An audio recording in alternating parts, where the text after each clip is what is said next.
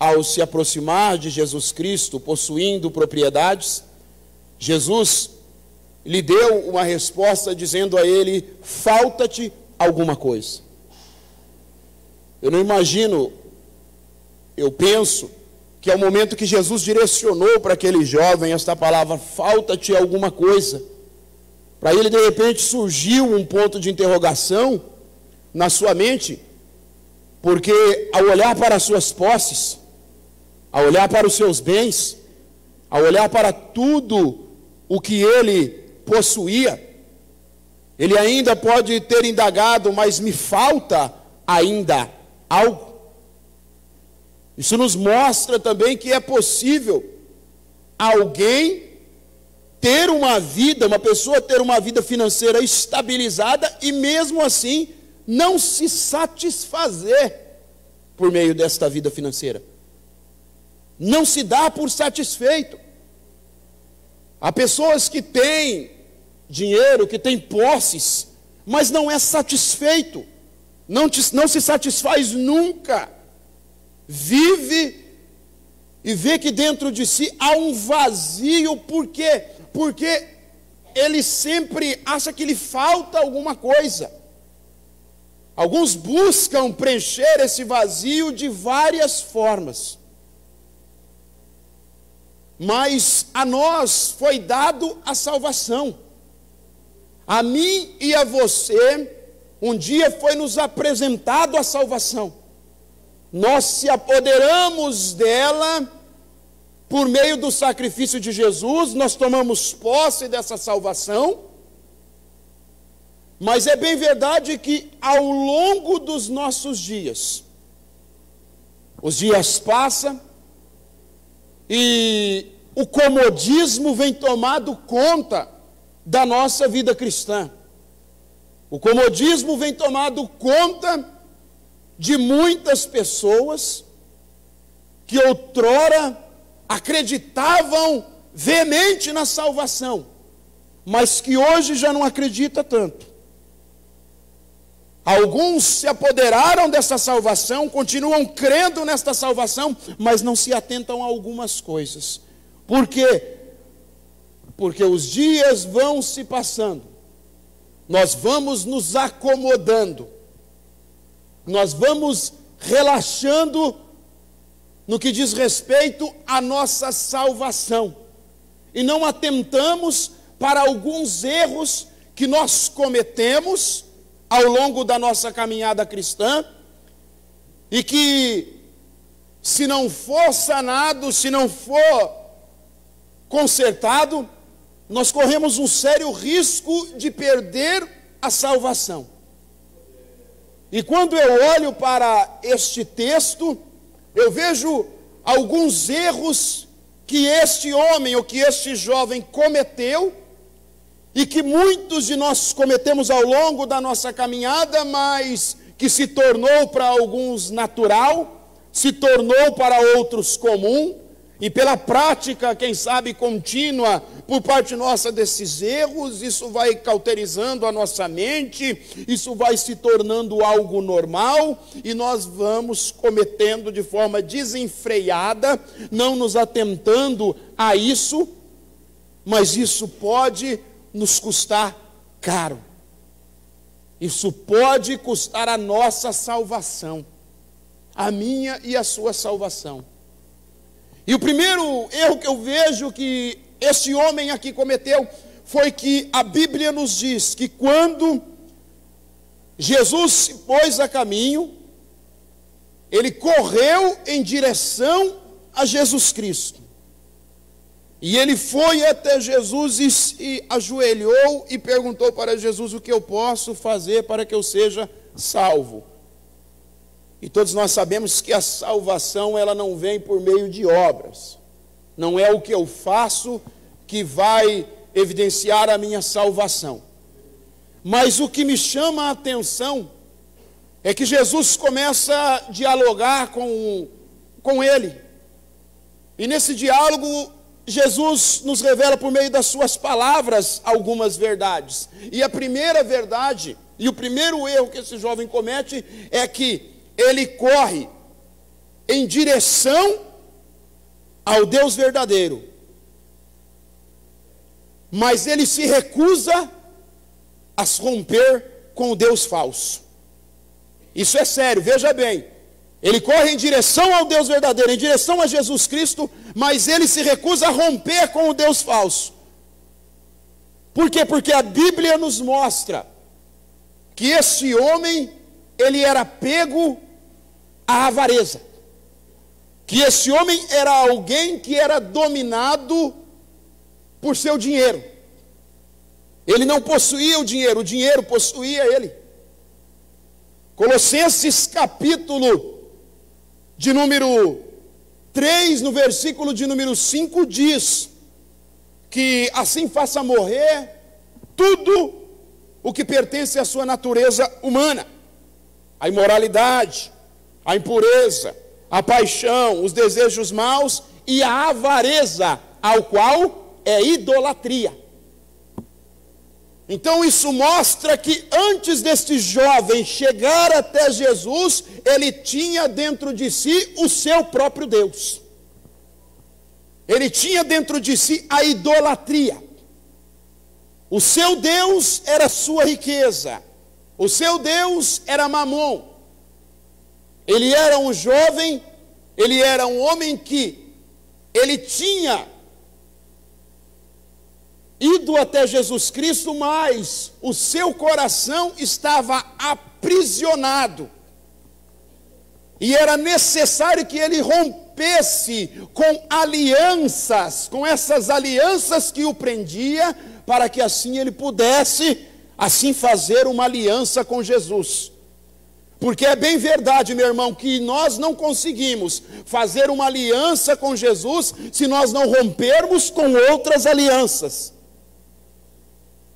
Esse jovem não poderia consolidar a sua aliança com Jesus Cristo se ele não rompesse com as alianças que o prendiam por meio da idolatria, por meio desse Deus que ele criou dentro de si. Porque Calvino mesmo disse que o coração do homem é fábrica de ídolos, e dentro dele havia um ídolo que precisava ser derribado, que precisava ser colocado por terra. E uma coisa é verdade, meu irmão, nós precisamos entender que se nós queremos verdadeiramente estabelecer uma aliança com Cristo, é necessário nós rompermos com algumas alianças que nos distancia de Cristo, que nos afasta de Cristo. E o primeiro é esse, é que este jovem tinha esta aliança com este Deus que ele mesmo criou por meio das suas riquezas. Ele tinha muitas posses, ele amava a sua riqueza, ele idolatrava a sua riqueza. Para ele o que mais lhe importava era aquilo que ele tinha financeiramente, e não aquilo que Deus lhe poderia dar, e não aquilo que Cristo lhe poderia proporcionar. E o primeiro erro está embasado nisso. O segundo erro está justamente que ele tinha um senso de direção, mas ele não tinha um senso de prioridade. Ele sabia, pastor Daniel, para onde ele deveria ir. Ele sabia que ele deveria ir até Jesus, mas todavia a prioridade dele não era Jesus. A prioridade dele não era essa. Pasmem, mas nos nossos dias isso acontece. Há pessoas que têm o senso de direção, sabem que devem vir aos cultos no domingo, sabem que devem vir aos cultos na terça-feira, participam dos rituais que aqui nós fazemos, participam das liturgias, participam dos ministérios, mas tem pessoas que mesmo assim não têm Jesus como sua prioridade. Evangelho de Mateus, capítulo 6, versículo 33, nos chama a atenção para isso, ao dizer: buscai em primeiro lugar o reino de Deus e a sua justiça, e as demais coisas vos serão acrescentadas.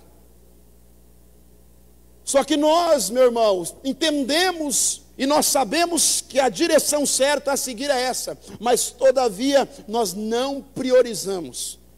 Às vezes a nossa prioridade é o nosso emprego, o nosso sucesso profissional, o nosso sucesso pessoal. Às vezes a nossa prioridade é a nossa vida financeira, é o nosso emprego. E aí nós vamos priorizando tantas coisas, que se nós pudéssemos olhar o final da fila, nós veríamos a ponta da cabeça de Jesus. Por quê? Porque nós priorizamos tantas coisas, mas não priorizamos aquilo que deveríamos priorizar. Esse homem, ele tinha um senso de direção, ele sabia para onde ele deveria ir, tanto que ele foi até Jesus. Mas a sua prioridade não era Jesus. A sua prioridade era as suas finanças. A sua prioridade era a sua riqueza. Quer saber qual que é a sua prioridade? Primeiro pense o porquê que você está aqui. Quando você identificar o porquê que você está aqui, você vai começar a saber qual é a sua prioridade. Quer saber qual é a sua prioridade? O que rege a sua oração? Se a sua oração for movida por um desejo pela pessoa de Jesus Cristo, por um desejo pela pessoa do Espírito Santo, por um desejo pelo batismo do Espírito Santo, por um desejo de transformação no caráter, aí sim nós vamos ver que a nossa prioridade é Jesus. Mas se a nossa oração for direcionada por meio daquilo, me dá, porque se nós olharmos para a história do filho pródigo, é interessante que antes dele sair da casa do pai, ele fala o que para o pai? Pai, dai-me parte da minha herança. E então ele sai, gasta tudo, e quando ele começa a passar por necessidade, a Bíblia nos diz que ele faz uma reflexão, ele cai em si, e o que ele diz? Voltarei à casa do meu pai e direi ao meu pai: Pai, faze de mim como um dos seus servos, como um dos seus escravos. E sabe o que me chama a atenção? É que a primeira vez que ele se direciona para o pai ali, é para pedir. Quando na realidade, o desejo de Deus não é que nós nos direcionamos a Ele só para pedir, mas é que nós nos direcionamos a Ele com o intuito de que Ele faça em nós o que precisa ser feito. Se a nossa oração fosse mais direcionada a Deus e dizer: Senhor, faz de mim o que o Senhor quer, ao invés de Senhor, me dá isso, as coisas seriam diferentes. Às vezes nós somos como esse filho pródigo, nós priorizamos os nossos pedidos, mas a vontade de Deus nós colocamos para o final da fila. Se este jovem tivesse priorizado a vontade do Pai, ao dizer para ele: faz de mim como um dos seus servos, ou faz de mim como alguém, como um adorador, como alguém melhor, assim que nós deveríamos falar para Deus, as coisas seriam diferentes. Só que nós muitas vezes nos apresentamos a Deus primeiro para pedir. E se nós recebermos aquilo que nós pedimos, aí sim nós nos colocamos na posição em falar para Deus: Deus, faz de mim o que o Senhor quer, quando na realidade não é isso. Quando na realidade a prioridade é outra. A prioridade é primeiro que se cumpra a vontade de Deus em nossas vidas. Agora, aquilo que vai ser acrescentado a ela, aquilo que Deus pode acrescentar depois, é lucro. O importante é a prioridade. E nós precisamos entender o que é prioridade na nossa vida. O que é prioridade na sua vida cristã. Não adianta eu ter o senso de direção se eu não tiver o senso de prioridade. Não adianta eu saber aonde eu devo ir, mas se a minha prioridade não é Deus. Se a minha prioridade não é Jesus, se a minha prioridade não é Cristo. E é isso que esse jovem nos mostra. Ele tem um senso de direção, mas ele não tem um senso de prioridade. Terceiro, ele se gloriava no que ele fazia, mas ele se recusava a fazer o que devia. Ele dialogando com Jesus, Jesus diz assim para ele, olha o que Jesus diz para ele: tu sabes o mandamento? Não adulterarás, não matarás, não furtarás, não dirás falso testemunho, não defraudarás alguém, honra teu pai e tua mãe. Sabe qual que é a resposta dele para Jesus? Tudo isso eu tenho observado desde a minha mocidade. Tudo isso eu tenho observado desde a minha mocidade. Mas isso para ele observar não era difícil. Por quê? Porque ele era um judeu, e para o judeu isso é mais fácil. Desde criança, né, pastor Daniel, era instruído. Era instruído. E então, ele observava as leis. Aos 13 anos de idade era feito um cerimonial, por nome de mitzvah, aonde a criança, o jovem, o adolescente, começando os seus 13 anos, ele já se passava a ser de maior. Então, para ele observar aquilo ali, não era uma dificuldade, porque ele foi criado com aquele princípio, foi sendo criado uma base pelo costume, da onde ele vivia. Mas tem um porém, que aquilo que ele deveria fazer, quando Jesus falou para ele, falta alguma coisa, vende tudo o que você tem e dá aos pobres, como se Jesus estivesse falando para ele, atenta à sua volta, olha ao seu redor. Mas a Bíblia nos diz que ele se recusou a fazer.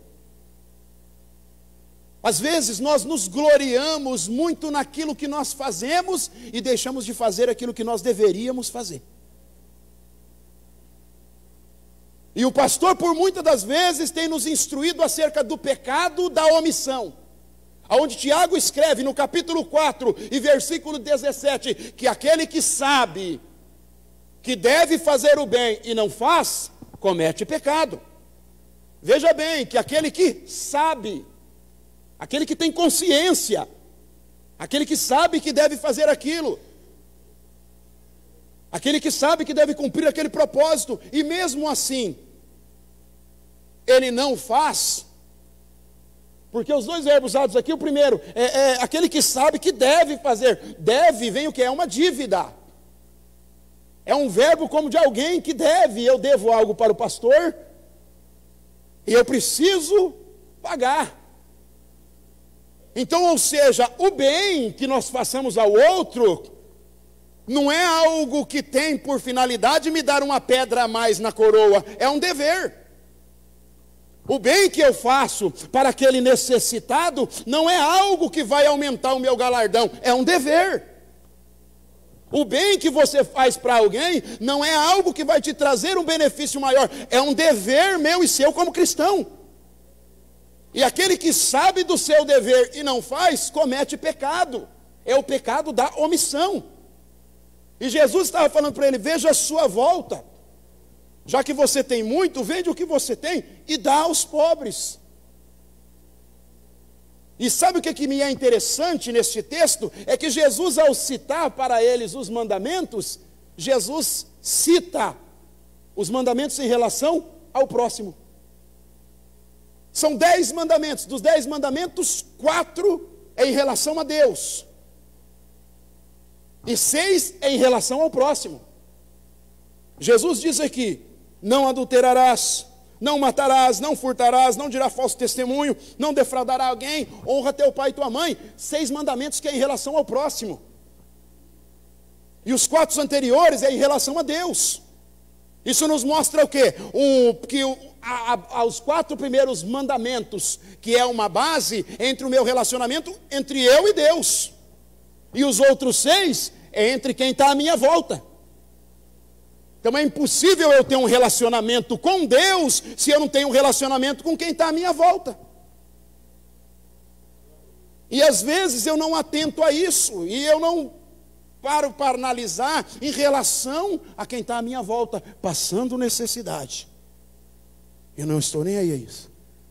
Se nós olharmos lá para o livro 2 Reis, se não me engano, capítulo de número 5, não, de número 5 é de Naamã, quando a Bíblia nos diz que tinha uma mulher que estava passando por necessidade, ela vai até o profeta fala o que para ela? Pega, vai nos seus vizinhos, pega a vasilha emprestada e deita o azeite. Enquanto tiver vasilha vai ter azeite. Mas sabe o que me chama a atenção? é que essa mulher tinha um bom relacionamento com os vizinhos. Porque se imagina se é um vizinho que ela não conversasse, ela tem que bater na porta da casa dele e falar: empresta uma vasilha para mim, porque da tua vasilha depende o meu alimento, depende do alimento do meu filho. Você imagina se ela não tivesse um bom relacionamento com a sua vizinhança, se ela não tivesse um bom relacionamento com as pessoas à sua volta? Essa mulher tinha passado necessidade, ela tinha perecido na sua necessidade. Só que ela foi lá e bateu na porta de todos os vizinhos, e ela pegou vasilhas e foi enchendo a vasilha. Isso nos mostra que o que, meu irmão? O resultado da nossa bênção, muitas das vezes, está em nosso relacionamento com o próximo. Porque uma coisa é fato, às vezes nós esperamos que Deus derrama a bênção do céu. Só que a bênção, meu irmão, vai vir de alguém que está à tua volta, porque Deus não vai descer do céu para te abençoar. Ele vai usar pessoas para abençoar a tua vida. E por isso que é interessante nós termos um relacionamento com o próximo. Porque aquela pessoa que eu me relaciono pode ser alguém que Deus vai usar para me abençoar no dia da minha dificuldade. Aquela pessoa que eu me relaciono pode ser alguém que um dia Deus vai usar para abençoar a tua vida em tempo de escassez. Porque isso é fato, meu irmão. Deus vai usar sempre pessoas para abençoar pessoas. E às vezes a gente carrega, né, aquele sentimento de que não, eu não gosto desse irmão, eu não vou com a cara dessa irmã. Cuidado, essa pessoa aí pode ser alguém que Deus quer usar para te abençoar. Essa pessoa pode ser alguém que Deus quer usar para te abençoar em tempo de escassez. Só que nós não atentamos ao nosso relacionamento à nossa volta.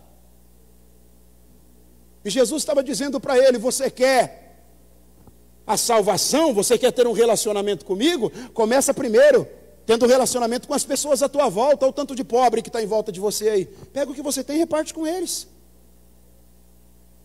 Às vezes a gente quer se relacionar com Jesus, mas não quer se relacionar com os outros. E isso é impossível. Não existe vida cristã sem relacionamento. Porque Deus é um Deus de relacionamento. Então Jesus estava atentando a isso, a esse fato dele ser omisso em relação à necessidade das pessoas que estavam à sua volta. E quarto, esse homem era um homem que buscava a aceitação, mas rejeitava a correção.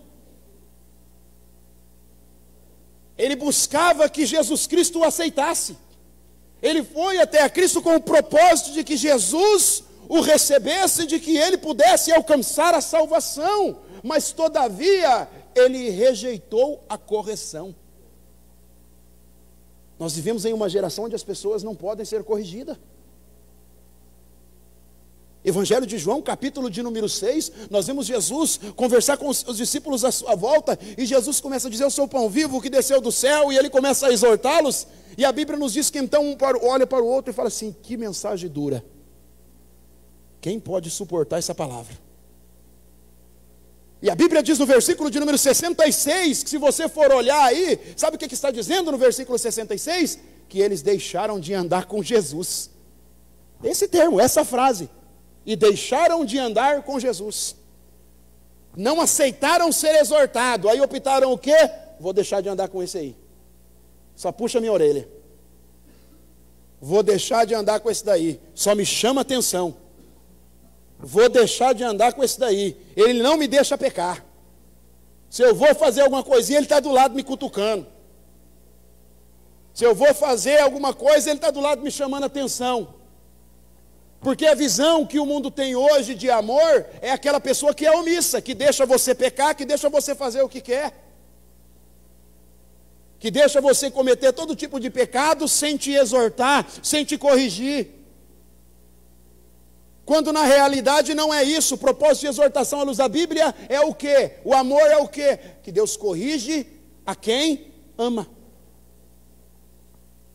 Então, se nós somos corrigidos, muitas das vezes aqui no altar, ou por algum dos irmãos, ou por algum dos pastores, saiba que são pessoas que nos amam. São pessoas que verdadeiramente se preocupam com a sua salvação.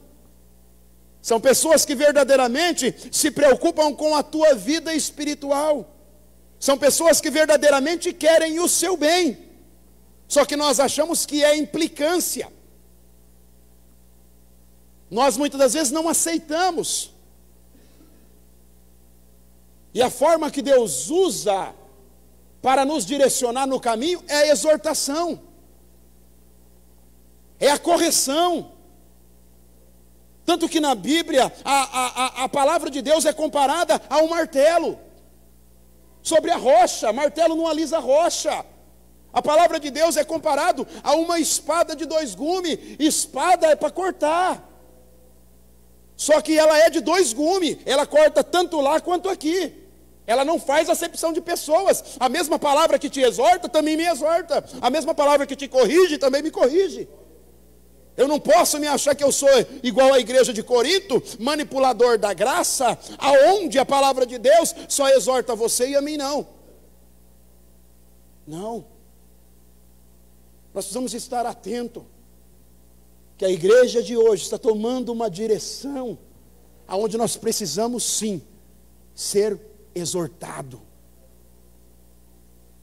Aonde nós precisamos sim de um pastor que nos puxa a orelha mesmo.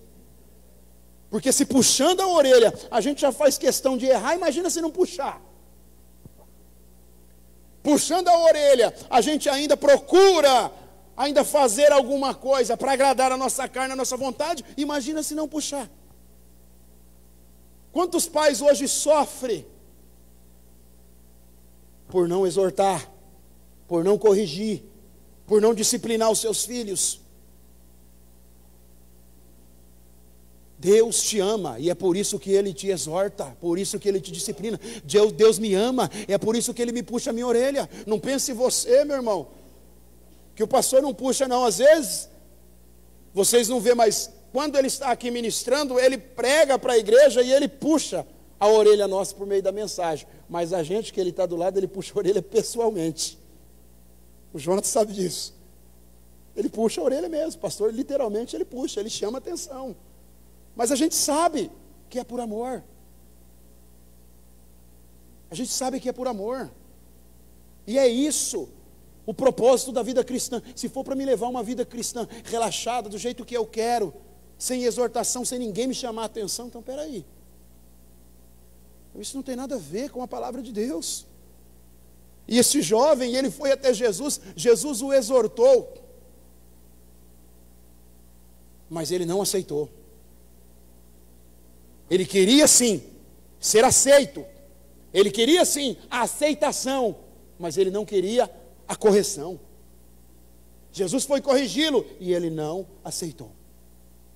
A Bíblia nos diz que ele ficou triste, porque era dono de muitas propriedades. E então ele fez o quê? Se retirou, se ausentou, se distanciou, se afastou de Jesus, porque não aceitou a correção. Porque não aceitou a correção. E eu digo mais aos irmãos, hoje ainda está mais flexível, mas eu tive um período onde eu me congreguei no início da minha conversão que era mais complicado. Era mais complicado. Eu tinha um pastor que ele era rígido. Era regime militar. Falei, eu acho que eu estou num quartel, não estou numa igreja, porque ele era rígido. Ele era rígido. Você quer oportunidade para dar uma saudação? Vai orar.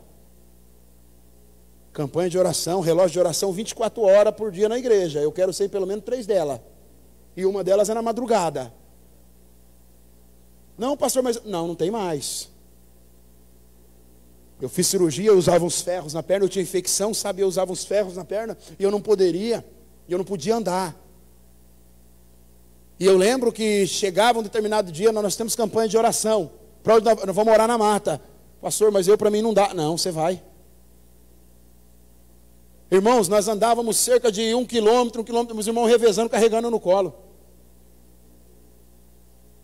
Carregando no colo para a gente chegar lá para orar, porque o pastor queria que nós estivéssemos na oração. Ele não abria mão disso.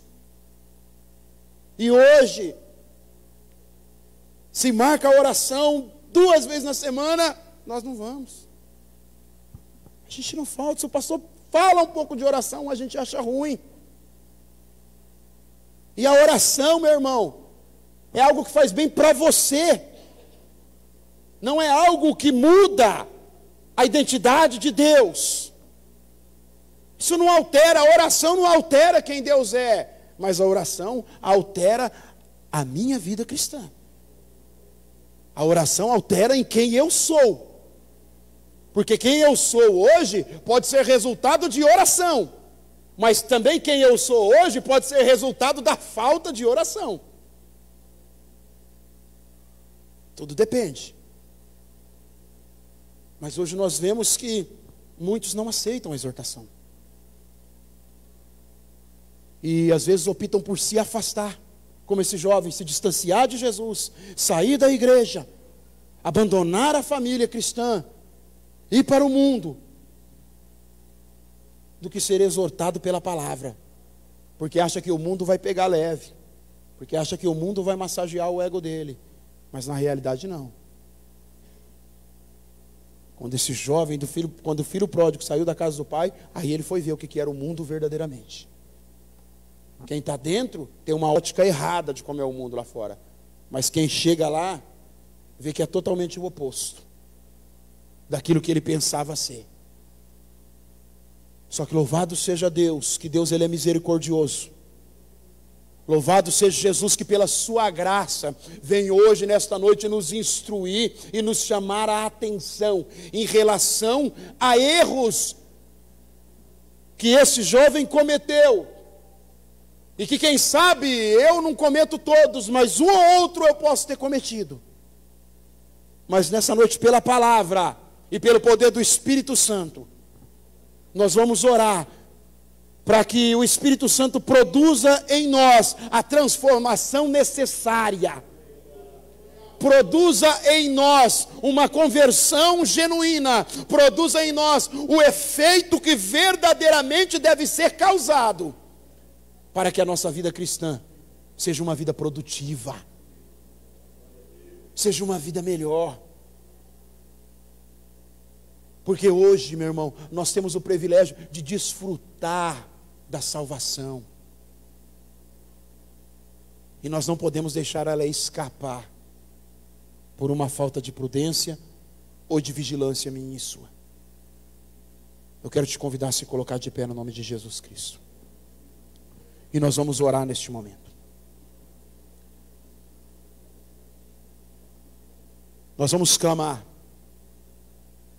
para que Deus nos ajude a estabelecer as verdadeiras prioridades para a nossa vida cristã. Que nós possamos romper com alianças que nós muitas das vezes fazemos. Alianças que nós muitas vezes fazemos por meio da internet, por meio da convivência com outras pessoas. Alianças que na realidade nós pensamos que está nos fazendo bem, mas que está nos distanciando de Jesus. Está nos afastando do propósito real, que é a salvação minha e sua. Coloque a mão sobre o teu coração. Vamos orar neste momento. Senhor, em nome de Jesus, meu Deus, nós clamamos ao teu Espírito nesta noite, para que o Senhor nos ajude, pois sabemos que somos, ó Pai, muitas das vezes falhos nas nossas ações, falhos nas nossas decisões, nas nossas escolhas. Falhamos muitas das vezes, ó Pai querido, por priorizar tantas coisas e deixar o Senhor para o final da fila, por não atentarmos, meu Deus, a esta promessa da salvação que um dia nos foi apresentada. Ó Senhor, Nos ajuda, Pai, nos ajuda a prosseguir na caminhada cristã, não só tendo, meu Deus querido, convicção da nossa salvação, mas andando em concordância com ela, porque, Senhor, este jovem, cujo, meu Deus, nós mencionamos na Tua palavra, ele foi até a Ti, perguntando se ele poderia fazer algo que traria salvação, é porque no seu coração havia dúvida da sua salvação, ó Pai, porque muitas das vezes, ó Deus, os nossos pecados, ó Senhor, vai produzindo, ó Deus querido, em nós a dúvida da salvação que um dia nos foi apresentada por meio do seu sacrifício. Por isso nós te pedimos, ó Deus, em nome de Jesus Cristo, nos ajuda, ó Senhor, nos dê a sua graça, nos dê o seu auxílio, nos dê a sua instrução, nos exorta à luz da tua palavra, nos direciona por meio do evangelho, para que possamos prosseguir em direção, meu Deus, meu Pai, em direção, Senhor, à cidade santa, em direção, Senhor, à terra que tu tens preparado para o teu povo, porque sabemos que a tua vinda é próxima, o Senhor não tarda, e em breve arrebatará a tua igreja, e os dias são maus, e não estamos atentando, Senhor, para, meu Deus querido, as pequenas coisas. Por isso nos ajuda, Pai, é o que nós te pedimos, em nome de Jesus, amém, e graças a Deus.